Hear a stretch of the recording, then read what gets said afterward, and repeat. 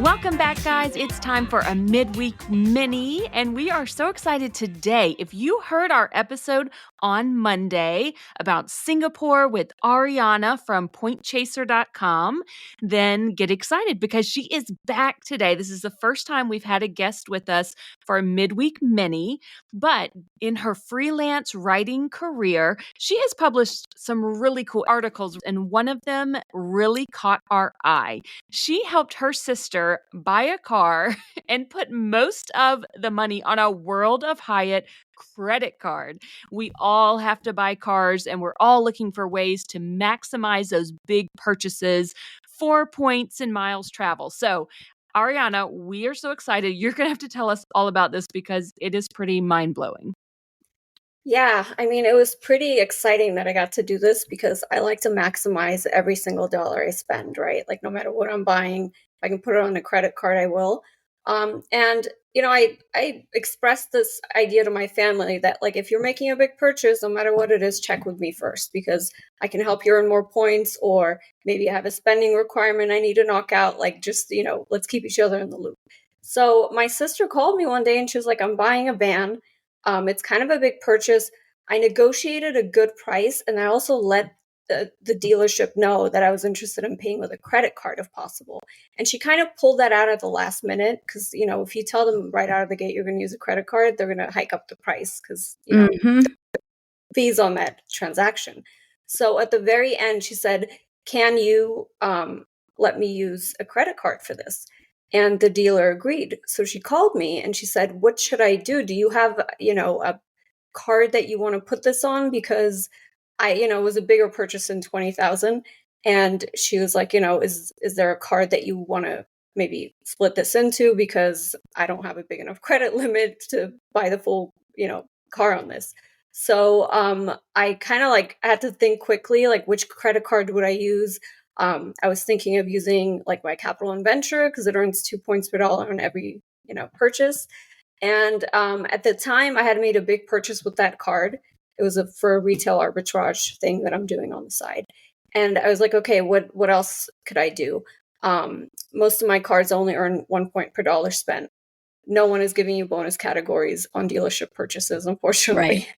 So I thought about it and I was like, well, the Hyatt card actually is a good option because it gives you not just 1 point per dollar spent, which is valuable because Hyatt points, they go a very long way, but also they reward you for meeting certain spending thresholds. Like if you spend, you spend $15,000 a year, you get an extra free night.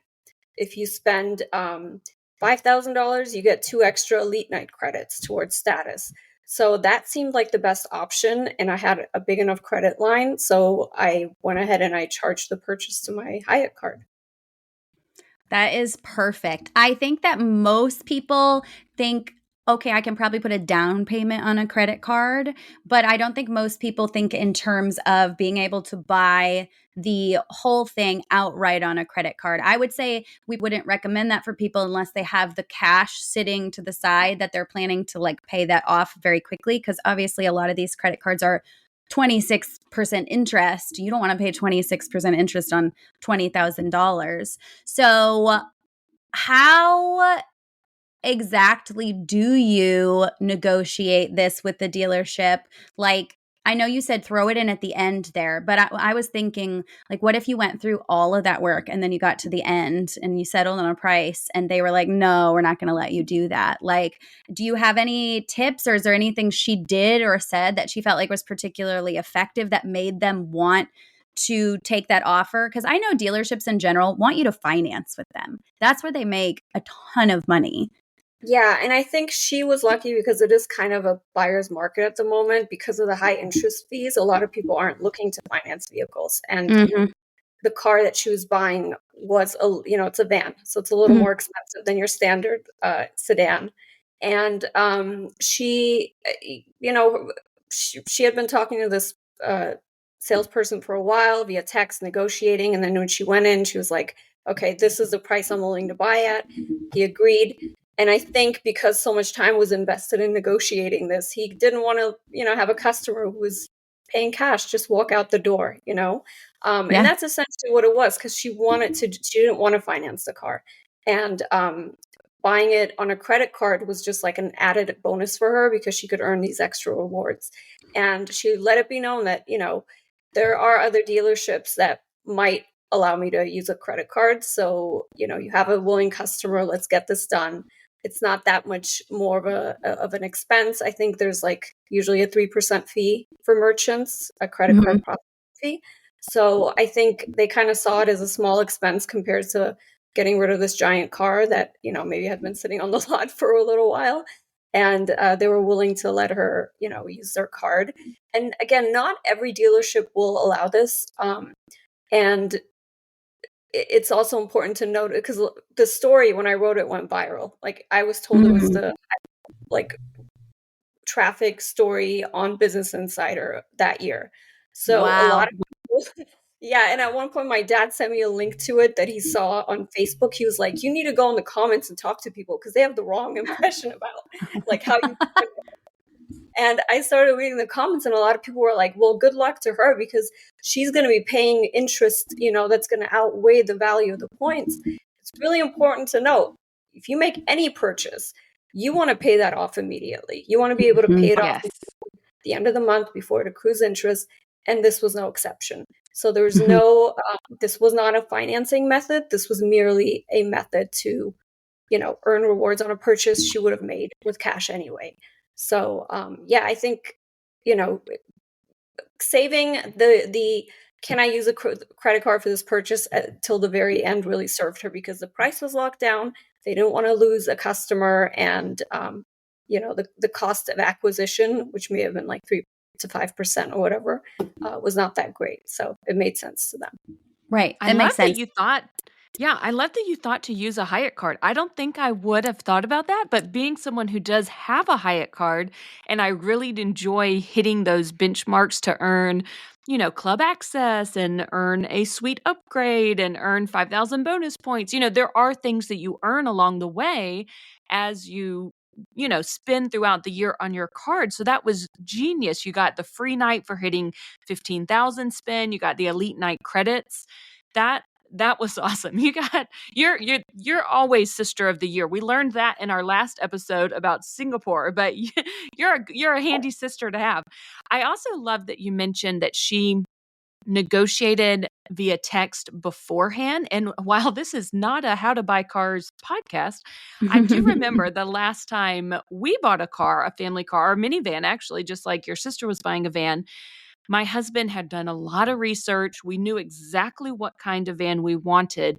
And he did, because I can stand nothing more than trying to negotiate. I hate confrontation. The idea of negotiating face to face with someone who's selling cars is truly my nightmare. And so he negotiated absolutely everything via email. Like, it was all the way done before we rolled up at the lot, checked out to make sure the car was okay, and bought it. So that was really smart of her also to like start the negotiations ahead of time via Yeah. text before going to the lot, I think. Yeah, I mean, it gets very challenging. Like, when I was looking for a car, I finally threw in the towel. I was like, I don't want to talk to any more salespeople. I'm just going to order a Tesla. Like, at least you don't talk to anyone. The price is the like I you. see the beauty in that. It's almost like going to like a drive-through and picking up food. Like, it's that easy. So, but my sister, she's very like good about like negotiating, and she had dealt with a few dealers who like told her one price and then over the phone, and then when she showed up was like, oh no, that's not what I told you. So she made sure Mhm. everything was text and pre-negotiated. She wanted to spend as little time there at the dealership as possible, because once they get you, they kind of will kind of drag it out to try get you to buy a car. So It's so the bad. yeah, the more you can just get the painful part out ahead of time. And then she just showed up, knew what she was paying, threw in the little credit card thing at the end, and they went for it. So it worked out. That's awesome. We're kind of in the middle of this in my family right now because my brother just got a safety and emissions inspection and found out his car is going to cost like $8,000 to pass safety and emissions. It's a very, very old car, 1,000,000 miles on it. So he's like, well, guess I'm buying a new car. And, I think the reality is not everyone has $20,000, $25,000 laying around that they can pay cash for a car. So my advice to him is, let's open a new card for you and you can hit a sign-up bonus with the amount of cash you do have for a down payment, $7,000 or $8,000 that he's been saving for this purpose that you can immediately pay off. So you have the smallest amount possible that you have to finance through a credit union or something, probably not the dealership in my opinion.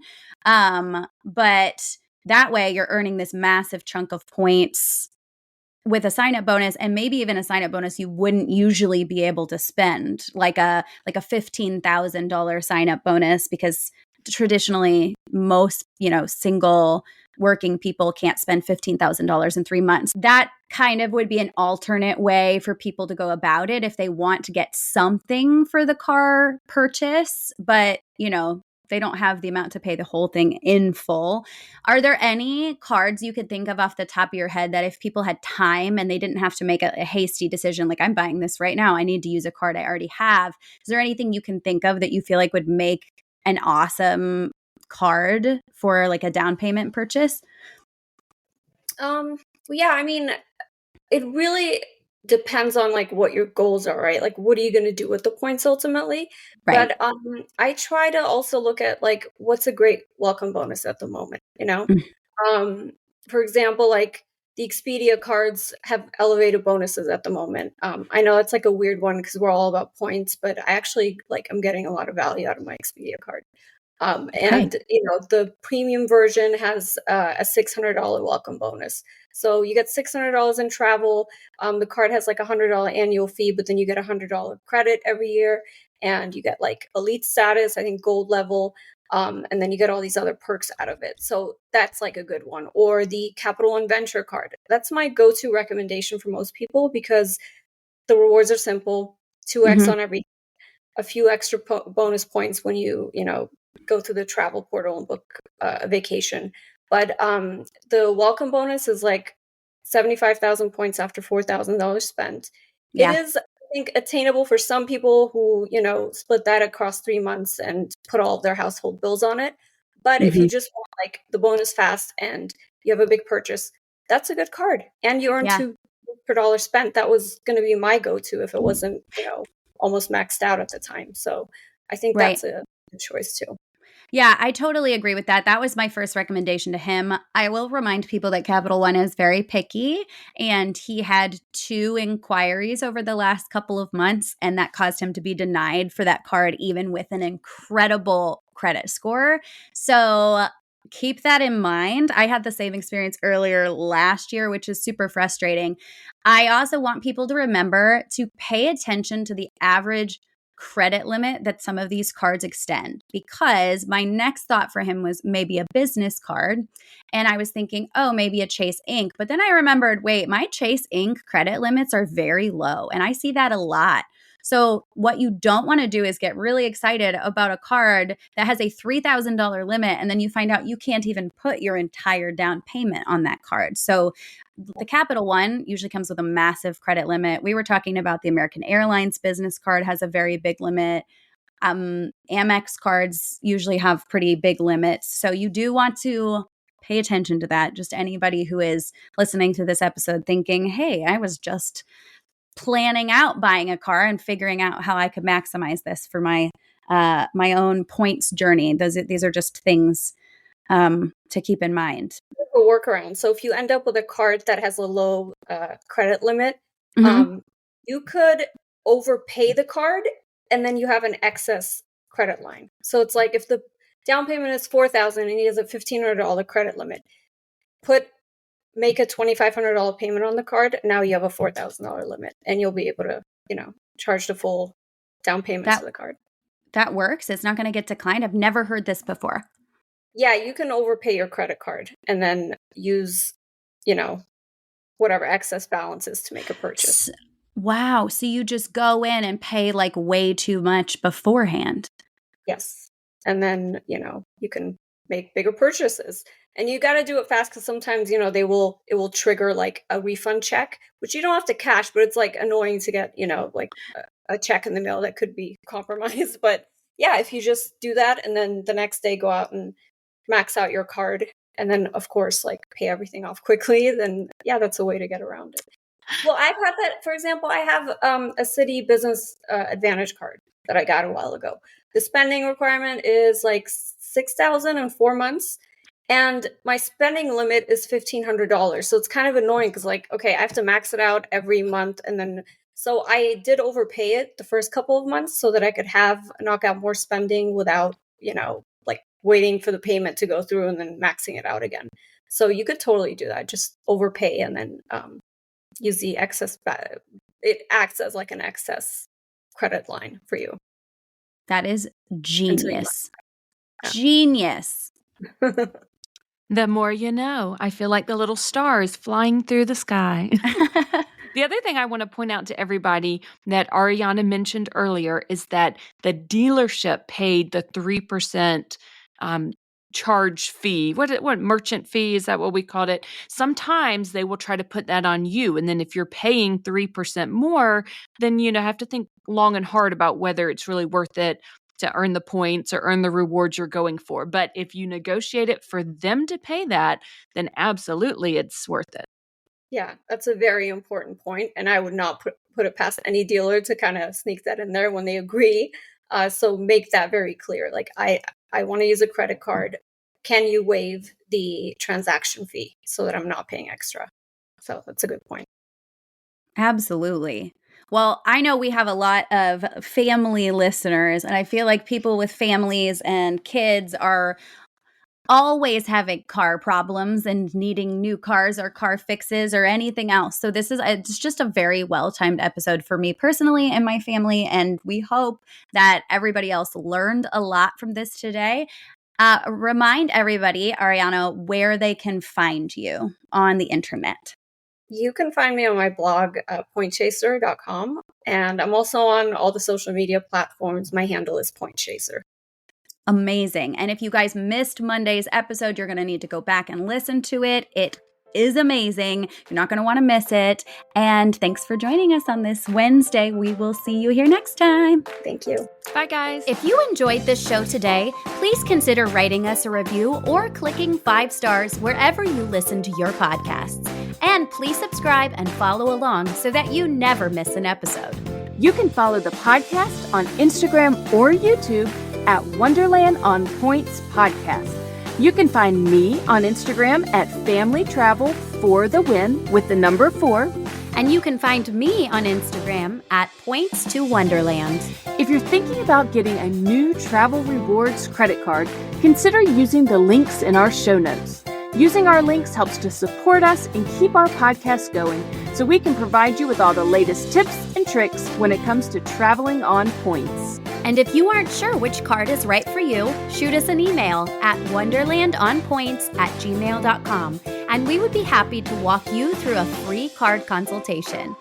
That's also a great place to send us all of your comments and questions. Thank you so much for joining us, and we will see you here next time.